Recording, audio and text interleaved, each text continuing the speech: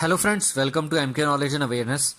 तो फ्रेंड्स, आज मैं आपको कुछ इन्फॉर्मेशन देने जा रहा हूँ जापान कंट्री के बारे में कि कैसे इतने सारे डिज़ास्टर्स आने के बाद आप सब जानते हैं कि वहाँ पे 2 बार न्यूक्लियर एक्सप्लोजन भी हुआ, उसके बाद भी कैसे ये कंट्री इतना डेवलप्ड हो चुकी है या अपने आप को इतना डेवलप्ड रखती है, क्योंकि वो पीछे मुड़ के अपने पास्ट को नहीं देखना चाहते।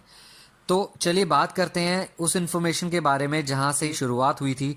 आप सब जानते हैं कि जापान ने सेकेंड वर्ल्ड वॉर के टाइम पे पर्ल हार्बर पे अटैक किया था, जो यूनाइटेड स्टेट्स में था, और उसके बाद जो कॉन्सिक्वेंसेस थे वो बहुत ही खतरनाक थे, डेंजरस थे, क्योंकि यूनाइटेड स्टेट्स ने 2 न्यूक्लियर बॉम्ब गिराए थे, एक हिरोशिमा में और एक नागासाकी में, जिसकी वजह से वहाँ पे बहुत ही ज़्यादा तबाही फैली थी। हज़ारों लोग कुछ ही सेकंड्स के अंदर जल के मर गए थे, क्योंकि न्यूक्लियर एक्सप्लोजन इतना ज़बरदस्त लेवल का था वो कि उसमें कोई भी नहीं बच पाया था।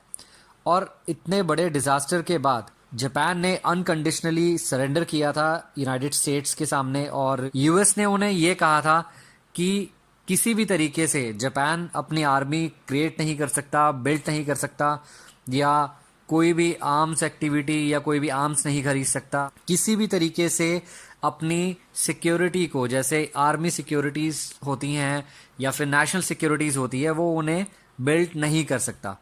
इफ़ इन केस फ्यूचर में कोई भी ऐसी इशू होता है कि जहां पे आर्मी की ज़रूरत होगी, तो यूएस उन्हें प्रोटेक्शन देगा। और एक ये ट्रीटी साइन हुई थी, जिसके बाद जापान ने अपना जो फोकस था वो आर्मी की एक्सपेंशन से ज़्यादा उन्होंने अपनी एफिशिएंसी पे, क्वालिटी पे और रिलायबिलिटी पे फोकस किया, और उसके बाद ही उन्होंने परफेक्शन पे ध्यान दिया कि कैसे लोगों का जो ध्यान है वो जापान की तरफ खींचा जा सके। उनका जो मेन एजेंडा था वो ये था कि कैसे ग्लोबल मार्केट का एक्सेस मिले उन्हें, जिससे उनकी इकॉनमी ग्रो हो सके, बिल्ड हो सके। और दूसरी चीज़ कि कैसे वो फैक्ट्रीज़ को ऐसे बढ़ावा दें जिससे बड़े बड़े कंट्रीज़ हैं वो वहाँ पे फैक्ट्रीज़ लगाएं और कॉरपोरेट हब्स बनाएं, जिसकी वजह से वहाँ के जो सिटीजन्स हैं उन्हें एम्प्लॉयमेंट मिले। तो आप सब जानते हैं कि जापान जो है बहुत ही डेवलप्ड कंट्री है, बहुत ही फास्ट ग्रोइंग कंट्री है, वर्ल्ड इकोनॉमी में भी उनका बहुत अच्छा खासा होल्ड है। और अगर हम बात करें बुलेट ट्रेन के बारे में, तो जापान ने फर्स्ट जो बुलेट ट्रेन थी वो 1964 में बनाई थी, ओलंपिक्स से सिर्फ 9 दिन पहले। और उसके 9 दिन बाद ओलंपिक्स हुए थे, लाइक 1964 में। बहुत ही बड़ी बात है, क्योंकि 1945 में हिरोशिमा और नागासाकी पे अटैक के बाद हार्डली 20 साल में ही उन्होंने ओलंपिक्स को ऑर्गेनाइज किया था अपनी कंट्री में। बहुत ही बड़ी रिस्पॉन्सिबिलिटी थी ये, क्योंकि बहुत सारी कंट्रीज ऐसी है जिन्हें आज़ाद हुए 100 साल, 80 साल भी हो चुके हैं, जिन्होंने आज तक कभी किसी भी गेम्स को अपने यहाँ पे स्पॉन्सर नहीं किया है या ऑर्गेनाइज नहीं किया है। तो ये बहुत ही बड़ा अचीवमेंट था जापान का, क्योंकि ये सब उनकी मेहनत का ही नतीजा था, और वो सब जानते हैं कि कैसे एक कंट्री को डेवलप करने में या ग्रो करने में हेल्प की जा सकती है। उसके अलावा वहाँ के लोगों में एक सबसे बड़ी जो वैल्यू है वो है पंक्चुअलिटी। वो बहुत ही पंक्चुअल होते हैं अपने टाइम को लेकर, अपने काम को लेकर। कहीं पे भी उन्हें विजिट करना हो, अपने टाइमिंग्स पे बहुत पंक्चुअल रहते हैं, हमेशा टाइम की वैल्यू रखते हैं। दूसरी सबसे बड़ी बात जो ये है कि किसी भी तरीके से अगर वहाँ की कोई भी सर्विस डिले होती है या वहाँ की ट्रेन्स डिले होती है, तो उन्हें एक सर्टिफिकेट दिया जाता है, that is the delay of due to some service, due to some technical issue. ये वहाँ के टेक्निकल इश्यूज की वजह से डिले हुआ था, जिसका उन्हें सर्टिफिकेट दिया जाता है, ताकि वो कहीं पे भी जा रहे हो उन्हें वो शो कर सके। अगर हम बात करें जापान की टेक्नोलॉजी के बारे में, तो आप सब जानते हैं कि जापान की जो ऑटोमोबाइल इंडस्ट्री है या इलेक्ट्रॉनिक मैन्युफैक्चरिंग इंडस्ट्री है, वो वर्ल्ड में 3rd नंबर पे आती है। और जापान की अगर हम कार ब्रांड्स की बात करें, जैसे Honda, Mazda, Nissan, Mitsubishi, world leading brands हैं जो वर्ल्ड वाइड कार्स प्रोवाइड करती है, और बहुत ही अच्छी और एफिशिएंट कार्स हैं इनकी। उसके अलावा जापान के जो इलेक्ट्रॉनिक प्रोडक्ट्स हैं, जैसे सोनी, तोशिबा, पैनासोनिक, हिताची और शापी, ऐसी कंपनीज हैं जो इलेक्ट्रॉनिक प्रोडक्ट्स बनाती हैं जापान में और दुनिया भर के देशों में इसे बेचती हैं। और एफिशिएंसी को लेकर, क्वालिटी को लेकर कभी भी कॉम्प्रोमाइज़ नहीं किया गया है किसी भी प्रोडक्ट से।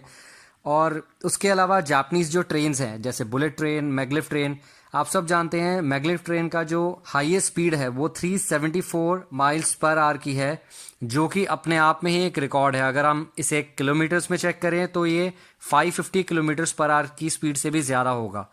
तो अगर हम बात करें टेक्नोलॉजी के बारे में, तो जापान का जो मेन फोकस है वो आर्टिफिशियल इंटेलिजेंस और रोबोटिक्स में है। आप सब जानते हैं कि डे बाय डे किसी भी कंपनी के लिए आर्टिफिशियल इंटेलिजेंस, ऑटोमेशन सिस्टम्स, एडेप्शंस बहुत ही इंपॉर्टेंट है, जो कि ऑनलाइन सिस्टम्स को राइज करने में या उसे ग्रो करने में हेल्प करता है। ऑनलाइन इंडस्ट्रीज को भी, जैसे आप सब जानते हैं कि बहुत सारे ऐसी कंपनीज हैं जैसे ऑनलाइन ट्रैवल एजेंसीज हो गई या ऑनलाइन जो पोर्टफोलियोज हैं, बहुत बड़ी बड़ी कंपनीज आजकल आर्टिफिशियल इंटेलिजेंस को परचेज करती हैं, उनकी अडेप्शन को, उनके ऑटोमेशन सिस्टम्स को अडेप्ट करती हैं। तो जापान इस पे भी अपना फोकस बहुत ज़्यादा अभी दे रहा है। उसके अलावा अगर हम बात करें कंपटीशन के बारे में, तो कोरिया और चाइना के साथ बहुत ही ज़बरदस्त कंपटीशन है जापान का। चाइना में जो प्रोडक्ट्स बनते हैं वहाँ की लेबर सस्ती है, प्रोडक्ट अच्छे होते हैं बट क्वालिटी वाइज वो अच्छे नहीं होते। लेकिन जापान के जो प्रोडक्ट्स हैं वो क्वालिटी के हिसाब से भी अच्छे हैं और बहुत ही एफिशिएंट भी हैं। तो अगर हम बात करें ओवरऑल मार्केट की, ग्लोबल मार्केट की, तो जापानीज़ प्रोडक्ट की हमेशा डिमांड ज़्यादा ही रहती है if we compare to the Chinese product. उसके अलावा जापानीज़ जो लोग हैं वो बहुत ही क्रिएटिव होते हैं, बहुत ही क्रिएटिव मेंटालिटी के होते हैं। उनका फोकस हमेशा इस चीज़ पे रहता है कि क्या ऐसी नई चीज़ को इनोवेट किया जाए या स्टार्ट किया जाए जो वर्ल्ड में उनका नाम और आगे बढ़ा सके, उनकी कंट्री को ग्रो कर सके। उसके अलावा एक सबसे बड़ी बात मैं आपको बताना चाहूँगा कि जापान में हमेशा ही बहुत बड़े डिज़ास्टर्स आते रहते हैं। आप सब जानते हैं कि हर साल वहाँ पे अर्थक्वेक्स आते हैं, टाइफून्स आते हैं। सुनामी भी आया था 2011 में, जो कि बहुत ही शॉकिंग था। और इस सुनामी की वजह से वहाँ का एक न्यूक्लियर रिएक्टर जो था, वहाँ से न्यूक्लियर गैस भी लीक हुई, जिसमें काफ़ी लोग मारे भी गए थे, बट उन्होंने वो कंट्रोल कर लिया था बहुत ही सही टाइम पे। तो जापान जो है टेक्नोलॉजी में भी बहुत आगे है, मॉरल व्यूज़ में भी बहुत आगे है, एफिशिएंसी में, हार्ड वर्क में, रिस्पॉन्सिबिलिटीज़ में। और वहाँ की जो जनता है उन्हें यही बचपन से सिखाया जाता है कि कैसे अपनी कंट्री के लिए मोटिवेट रहना चाहिए या डेडिकेटेड रहना चाहिए। ज़रूरी नहीं है कि किसी भी आप आर्म फोर्सेस को ज्वाइन करने के बाद ही कंट्री के लिए डेडिकेशन दिखा सकते हैं। उसके अलावा सबसे बड़ी बात, जापान जो है न्यूक्लियर पावर के क्षेत्र में भी बहुत आगे है। जापान की जो न्यूक्लियर पावर है वो वहाँ की 38% जो इलेक्ट्रिसिटी है वो प्रोड्यूस करती है, और तकरीबन 55 न्यूक्लियर रिएक्टर्स हैं जापान में। तो ये बहुत ही बड़ी अचीवमेंट है। इतने बड़े डिज़ास्टर्स को झेलने के बाद भी, इतना डिस्ट्रक्शन झेलने के बाद भी जापान आज वर्ल्ड इकोनॉमी में टॉप 10 की लिस्ट में है, और ये बहुत ही बड़ी अचीवमेंट है। तो फ्रेंड्स, मैं सिर्फ इतना ही कहना चाहूँगा कि कभी भी हमें डीमोटिवेट नहीं होना चाहिए अपनी लाइफ में, क्योंकि बहुत सारे अप्स एंड डाउन्स आते हैं हमारी लाइफ में भी। हम जिस कंपनी में वर्किंग हैं वहाँ पे भी, जिस कंट्री में हम रहते हैं, इश्यूज हर कंट्री में होते हैं, बट उसे रिजॉल्व करना हमारी गवर्नमेंट के हाथ में होता है। तो फ्रेंड्स, मैं सबसे ये कहूँगा कि आप हमेशा मोटिवेट रहें, और आगे भी जैसे आप काम करते हैं अपने आप को मोटिवेट रखें, आगे वैसे ही बढ़ते जाएं, ताकि आप भी तरक्की की ओर जाएं और आपका देश भी तरक्की की ओर जाए। तो फ्रेंड्स, आज के लिए सिर्फ इतना ही। This is Manish Taheem signing off. Thank you very much.